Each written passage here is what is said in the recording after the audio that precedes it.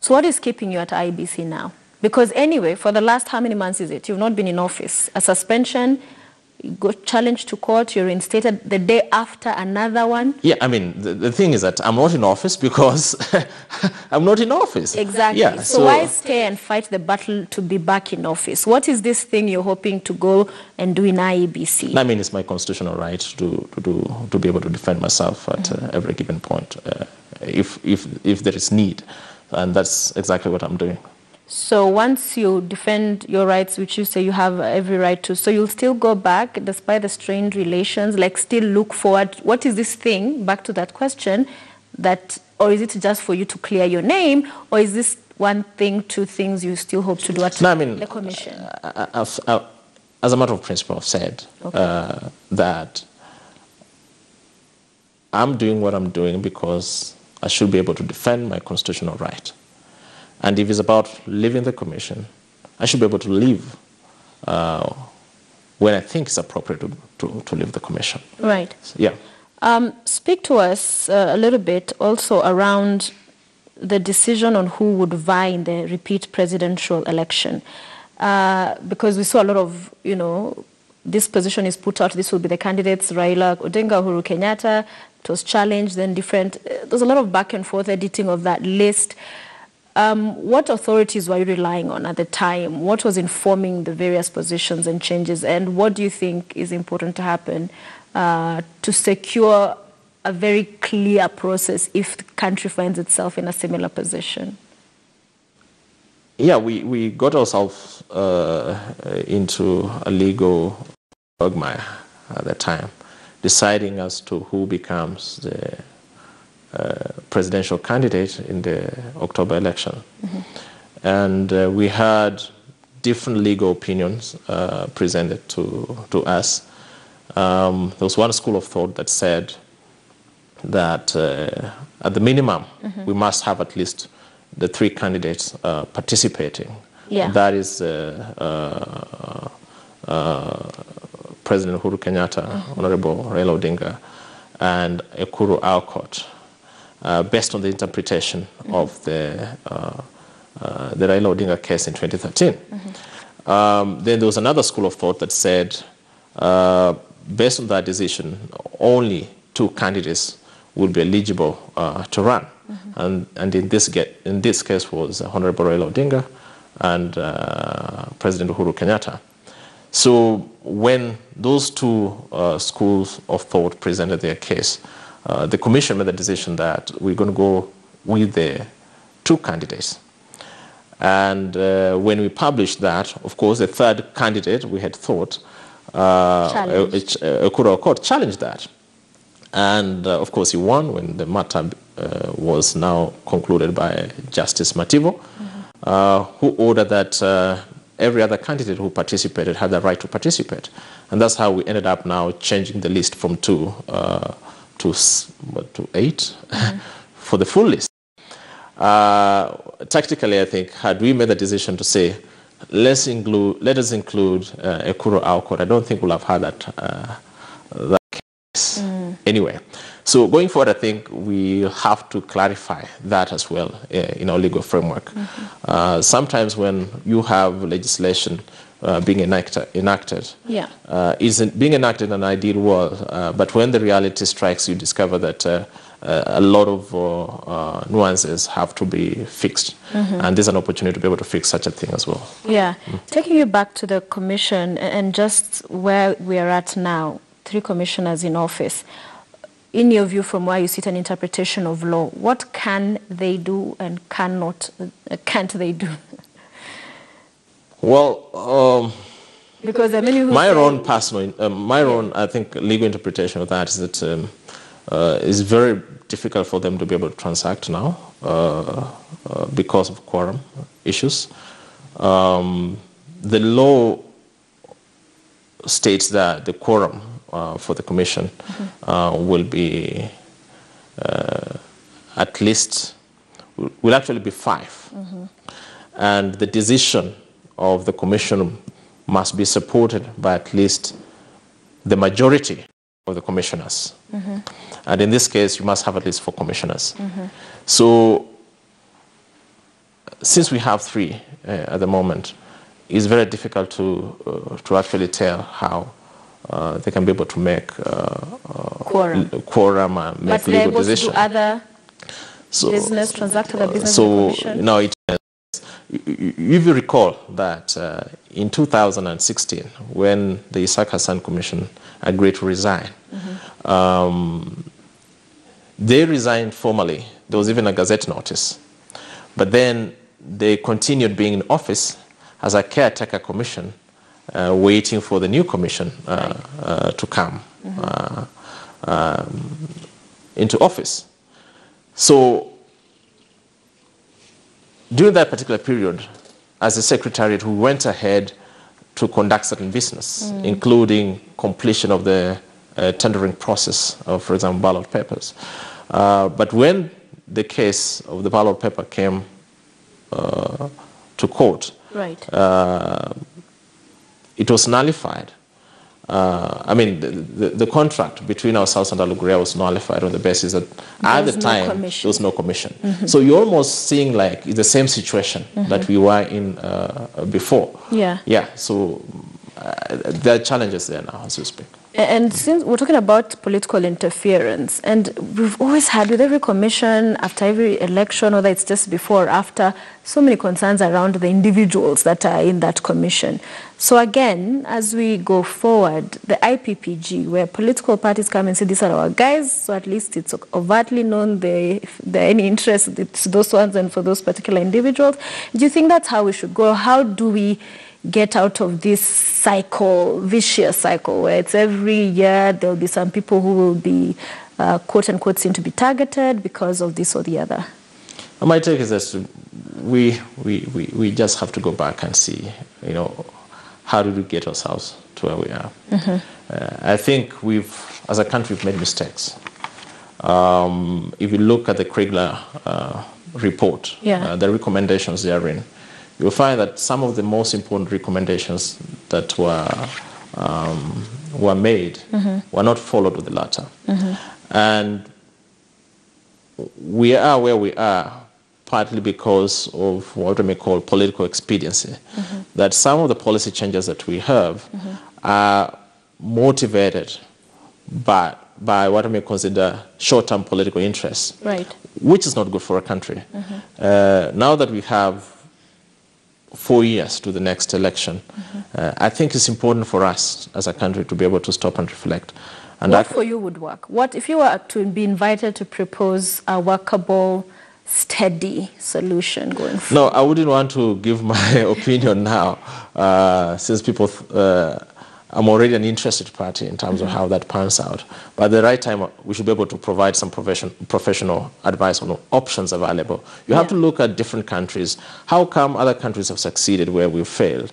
So if you go back to those models, can those models work for us? Kriegler, for example, when he said, you do not change a commission 2 years to the election, how come we never pay attention to that? We never followed through that. And even the laws. Then actually comment on that as well. Yes, on the issues of the laws, we said... We saw changes in law. How did that impact? We cannot have changes to the electoral legal frameworks. We should not be doing that at least a year to the election. But what happened? We kept on changing the laws. Last year we had a series of it. But IEBC didn't come out in this last instance, and some of them were overturned by the court, strongly to say, you can't do this. No. I can tell you. From 2015, when I joined the commission, there was a lot of work going on in the legal reform. By December 2015, there was a bill that had been prepared through a stakeholder engagement process, presented to Parliament, but then it stalled at the committee stage. Then 2016, a year later, what happened? There was political consensus to say, okay, we must find a mechanism of replacing the commission. Then we had the Kraitu Orengo committee. Now, took charge. And when they took charge, some of the recommendations that we had that had been prepared in 2015 were actually ignored. Now, a totally new legal regime came into play.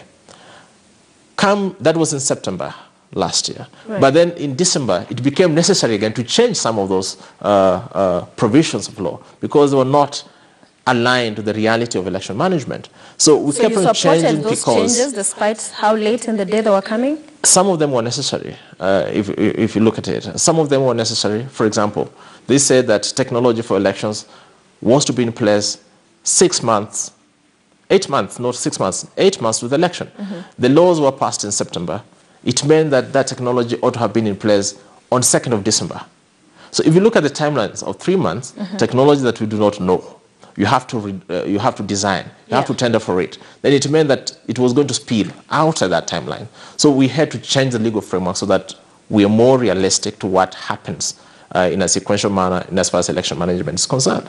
So this changing of the law too late in the electoral cycle, it has a way of actually affecting the manner in which the election is conducted. Okay. And I'll give you another example. When we prepared the results transmission framework for the general election, we went with the understanding that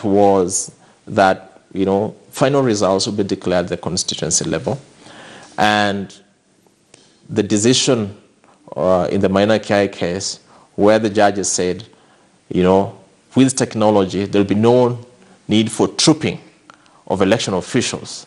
And they painted a very interesting picture. Using road, air, whatever. There will be no trooping of election officials at Bomas of Kenya. So for us, our interpretation was that it was not necessary to have election officials coming to Bomas of Kenya as long as the results were transmitted electronically. Okay. So we took that interpretation and we prepared the results management framework on that basis. But following the nullification, we had to tweak that again.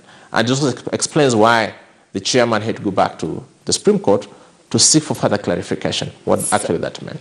As we bring this to a close, there are reports, again going back around just before the repeat presidential election, there was a petition that was seeking to stop that repeat election. The Supreme Court was to sit for this matter a day before. Quorum hitches happened. But reports indicate that the chairperson was to tell the court that in fact the commission was not ready and that he had retained different counsel. Talk to us about that particular instance, and that is why it is that there were efforts to ensure this did not happen, because then it would have put the country into turmoil, in a sense, in territory uncharted. Well, it was a time. You remember that I took leave on the 24th of October, and I think that case was filed, if not filed on the 24th of October or something, but it was supposed to be heard on the 25th of October. Yeah. So on the 24th, it meant that there's quite a lot of things that I might not have known. But one thing I know is that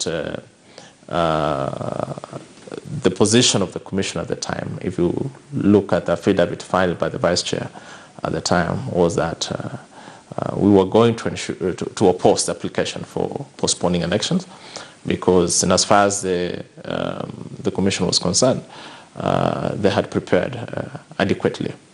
The issue around retention of counsel, different counsel, that happened by the chair, but I'm not privy to what actually the instruction to the counsel were. Because then it would be interesting if it's the vice chair that is signing the affidavit of the commission and the chair has a different counsel. It does speak to a variance in position, at least from the face of it.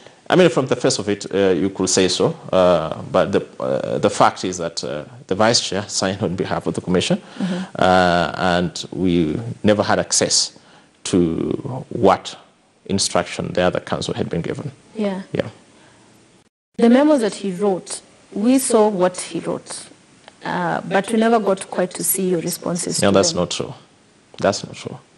There are those who feel that we know the allegations, but the responses were not made public equally in the same way. You see, the thing is that the memo written by the chair, the 12-point memo, to me, was leaked to the media. So you do not expect me to leak a memo to the media.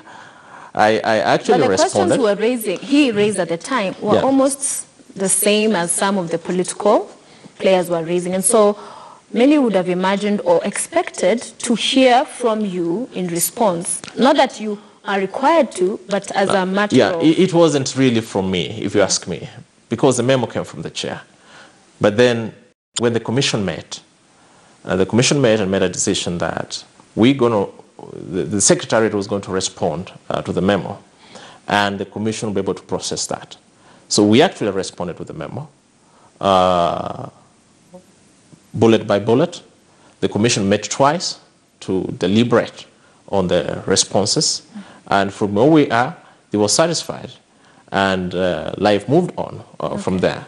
So we never made my memo public, because what I personally tried to avoid was, one, you don't appear like you're sabotaging your own system.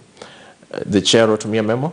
He never intended to it was not intended for public consumption, and I had to respond to him in a manner that it was the commission's business.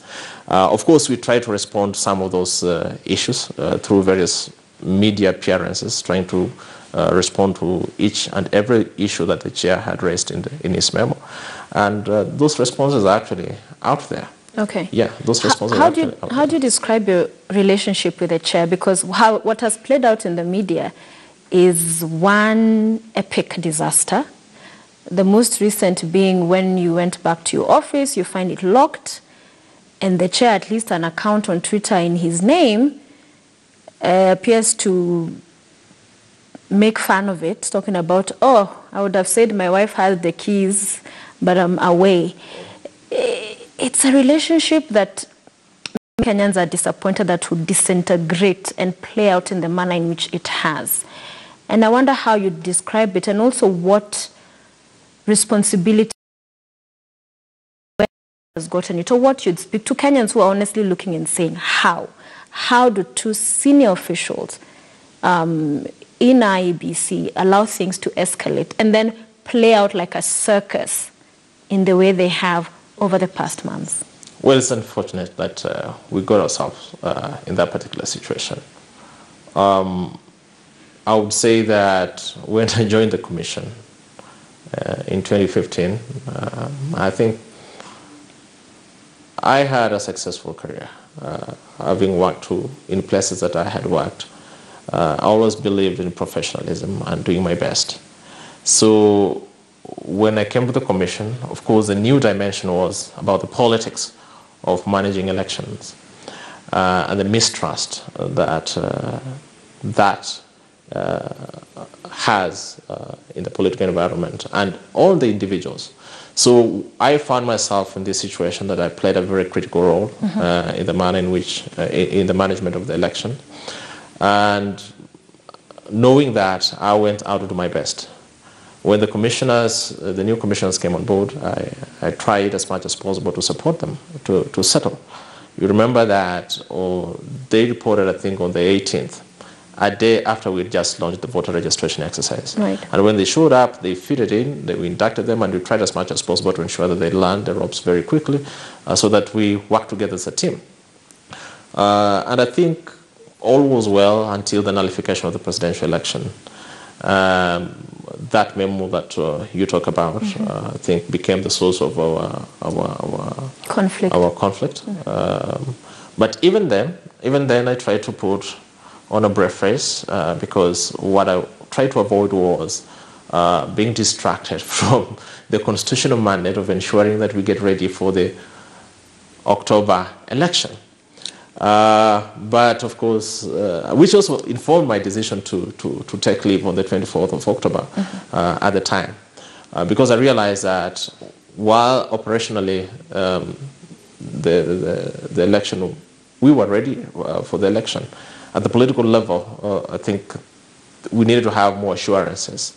And so I took the decision to go and leave. I came back hoping that we'll have stability and a common understanding, but seemingly we seem to have some issues which I did not understand. So I found myself on the receiving end with all this pressure.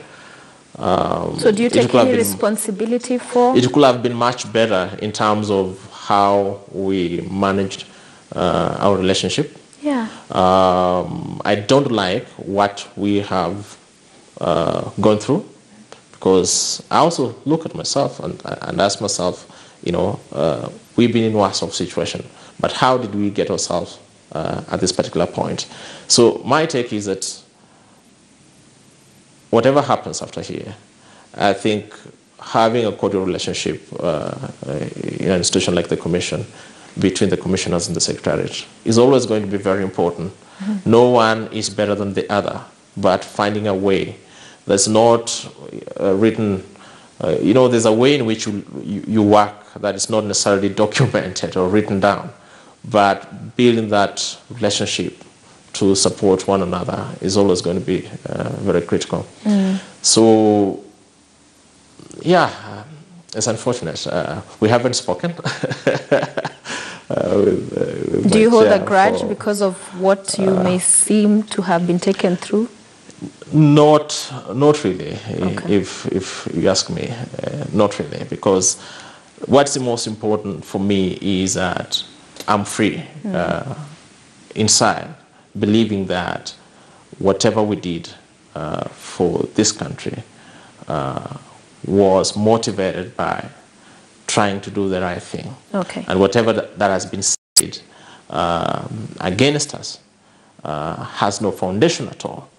And for that reason, I'm able to afford some sleep. Finally, Msando, the late Chris Msando, 1 year since he died, just marked the other day, and the family continues to mourn, and the saddest part is, to date, no answer. He was an official in the commission. He believed in a clean, proper system working to deliver to Kenyans, and for that he was gruesomely killed. And in terms of IEBC, or you even as CEO, pushing for answers to help the family to be able to close this, what do you say? Because there are those who say IEBC just, you know, left them to their fate. No, I mean, it's a sad thing that we have to discuss that matter over and over again. You know, Msando was killed just a week before the election, and that was devastating for all of us. Yeah, it was devastating for all of us.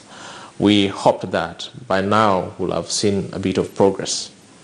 I know that there were investigations that were conducted, or they were being conducted. There were interviews that were conducted. People were summoned to be able to, you know, narrate their side of the story. But I mean, since I left, I think the last interview that I'm aware of, I think, happened in January this year. But I've not been able to get what has transpired since then, given the internal challenges that we've had at the Commission. But it's always important that as a country we must learn on how to bring matters that touch on life closure, because that is when we can be assured that if something ever happens to us who are still living, we'll always have justice being done at the end of the day. It's now 1 year.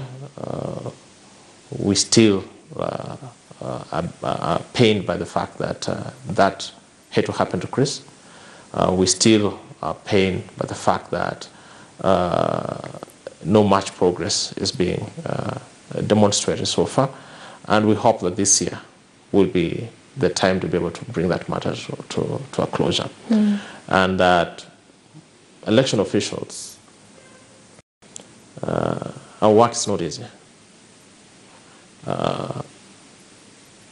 I think we'll be able to get to a point where we'll say we have a culture. So far, we can also say there's a lot of speculation.